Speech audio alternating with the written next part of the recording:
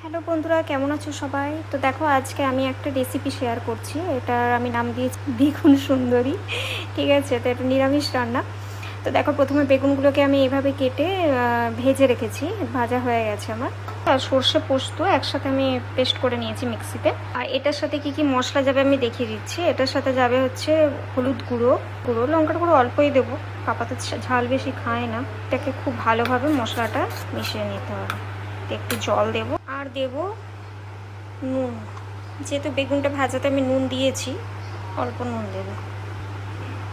মশলাটা ভালোভাবে আমি মিক্স করে নিলাম। আমি সর্ষের তেলে সর্ষে ফোড়ন দিয়েছি। ঠিক আছে, এরপরে যে মশলাটা আছে সেই মশলাটা আমি দিয়ে দেবো। ভালোভাবে মশলাটা কষাতে হবে, ততক্ষণ কষাতে হবে যতক্ষণ না তেল না ছাড়ে। দেখো বন্ধুরা, মশলাটা কষা হচ্ছে। দেখো বন্ধুরা, আরেকটু জল দিলাম, জল দিয়ে আরেকটু কষাচ্ছি। দেখো উপরে তেল ছেড়ে ছেড়ে এসেছে। বেগুনগুলো দিয়ে দেবো। দেখো এই বেগুনগুলো দিয়ে দিয়েছি। এরপর ভালোভাবে বেগুনটা মশলাটা মেশাতে হবে। জল দিয়ে সামান্য আমি গ্যাসটা কমে দিয়ে সিমে দিয়ে একটু ফোটাবো। দেখো বন্ধুরা, একদম গরম ভাতে জম্পেস জমে যাবে। দেখতে পাচ্ছ বেগুন সুন্দরী, দারুণ। গরম ভাতে জাস্ট আর কিচ্ছু লাগবে না। খুব সুন্দর হয় রান্নাটা, তোমরাও ট্রাই করো। নিরামিষ দিনে এই রান্নাটা ট্রাই করতে পারো।